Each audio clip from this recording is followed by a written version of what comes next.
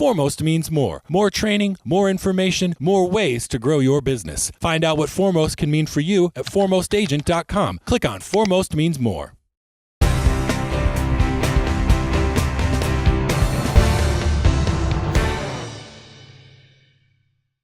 Personal relationships were a key to the success of Hank Greenberg as he built AIG and as he now builds star companies. He says so in his book, The AIG Story. In this excerpt from an interview with Greenberg, he discusses the role of relationships and what relationship he had with Eliot Spitzer and what that did to AIG. You write in your book, and I'm going to quote here for a second, personal relationships are essential to obtaining opportunities and overcoming obstacles. The end of quote. And your career in the book is filled with examples of you building relationships with world leaders, presidents, business leaders, insurance regulators, people from all walks of life. Yeah. Which relationships do you think have been the most important to you in building in your career? Well, I don't even single out one against all. I want of some them. name dropping. No, I'm not going to do that. I'm not going to do that. I'm not going to drop names. No. But there are people who everyone would recognize, from Henry Kissinger to Carla Hills, you mentioned, to world leaders. Our International Advisory Board was very, very useful. We had some great people on the International Advisory Board. Kissinger chaired it for a long time. Well, we had ex-prime ministers, we had finance ministers on people who not only knew their country, knew their region, and they were very good. And that's sort of my point, is just the power of relationships sometimes. Of course. Of course. And I wonder, do you think it would have changed history if you had had a relationship with Eliot Spitzer? Did you ever meet him? Did you ever try to meet him? No, I never met him. I met him after he came after me. But I doubt that we would ever have a close relationship. He stood for things that I would never stand for. Such as? I think ethics. I could not be guilty what he was guilty of. Your book, you speak of other relationships, if you will, that transpired in the events of PricewaterhouseCoopers' relationship with AIG. Where it changed, and the attorney Paul Weiss and his relationship with Spitzer. Some conflict yeah, but there. look, Spitzer was an associate in Paul Weiss. Isn't there a conflict there? Of course, there's a conflict. Yeah. Of course, there's a conflict. And then there was obviously the Goldman Sachs ties with Paulson and everyone. Yeah. It seems Well, you were the only one that wasn't a Goldman Sachs, I think, weren't you? If you read the book, and you see what happened step by step, starting from Spitzer, and then after Spitzer, some of the members of the board who just rolled over for him, and then from that, we had. Look, I was going to retire as the CEO in May at the annual meeting, and I left in March when Spitzer was demanding that I leave, and I was going to remain as a non-executive chair to make sure the transition was going well. But I decided not to stay as chairman, and I left. The board had completely rolled over for Spitzer, and they didn't know what was going on. They abandoned all the risk management controls that we had. Many of the people who were very critical left the company. Yeah. Just as you had relationships that helped you and that contributed to your success, do you think some of these people did what they did because of the relationships they had rather than what was right? They just took care of their friends? I don't follow you. Well, someone like Paul Weiss or someone like PwC trying to keep an account with AIG, well, I think that's or Henry Paulson with the Goldman people. Was this all part of, they all had relationships, you didn't, so see you later? Well, if you read the book, and you can see step by step what happened, if you jump towards the end when Paulson, Secretary of the Treasury, calls up Bob Williamstodd, who's then running the company, and said, the only relief we're going to give you is just one, and you either take it or not. with $85 billion at 14.5% interest and 79.9% of the equity of the company.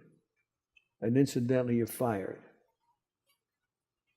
Now sign the agreement. No, I'm not going to sign the agreement. You just fired me. So he sends in Ed Liddy as his successor.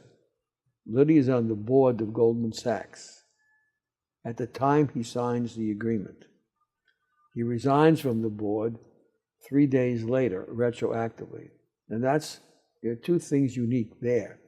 One, the Secretary of the Treasury firing the head of a public company. When in the annals of history has that been done? And when has a board director of a company that is critical in all of this, what's happened, signed the agreement with the government while he's still director of Goldman Sachs?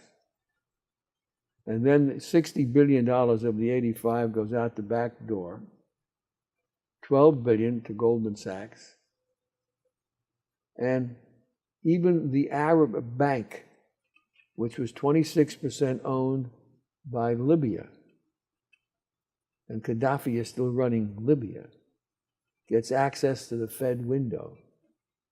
And AIG is denied access to the Fed window.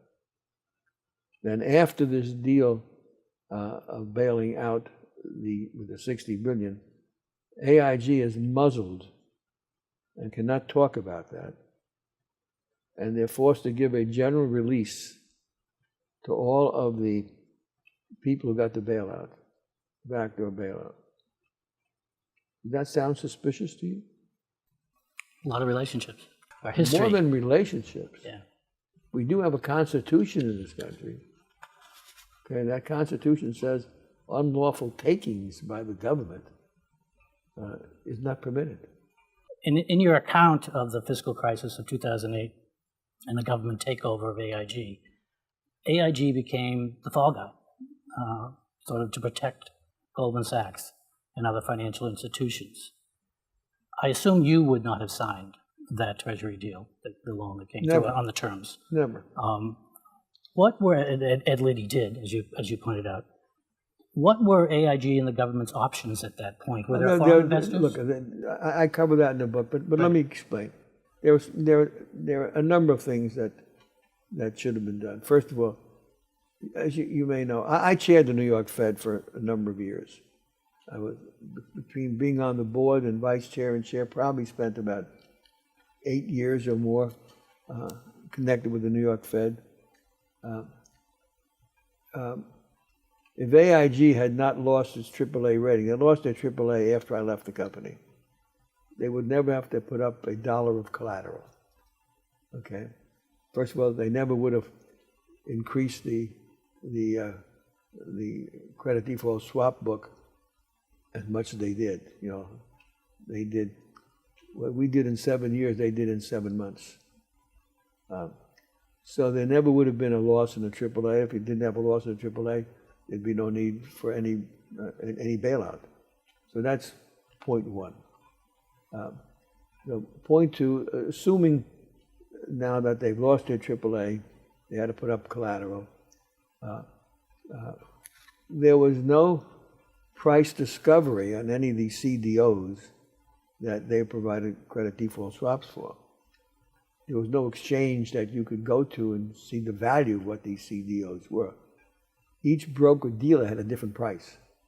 So why would you respond to all different prices versus on collateral? The lowest price that had on any of these CDOs was Goldman Sachs. So why would you respond to that? You can go on and on, all the different things that if the Fed had guaranteed AIG financial products, it would all have been over. They would have gained their AAA rating. You wouldn't have put up any collateral. You can go through a zillion different things that would have happened, but it didn't. I mean, the people managing the company, were kind of at sea. They didn't know what to do. They weren't listening to you. I tried to help. I went to see Geithner several times. You're known for innovation, and one of them might be your lawsuit. You brought a lawsuit, a shareholder lawsuit against the government for $25 billion because you believe that whole deal is unconstitutional, violates the Fifth Amendment, am I right? Yeah, I do. It's not the first time you've sued a country for nationalization of a company, is it? We were nationalized twice, 3 times if you include AIG in the United States. In Pakistan, we got compensated. In Iran, we went to the World Bank, the World Court, we got compensated. And the United States, we're in court now. Was Nigeria a case? Was there a nationalization? Yeah, they tried to, but we fought that off toward the end. You have been close to a number of presidents, cabinet officers, trade representatives, as you mentioned. You founded the International Advisory Board. You serve on the Council of Foreign Relations. Have you ever thought about getting into politics yourself? No. No, that's No. Have you ever been offered a cabinet position or an ambassadorship? I was offered something, but I'd rather not go into that. And it wouldn't interest you? No. Any service like that? No.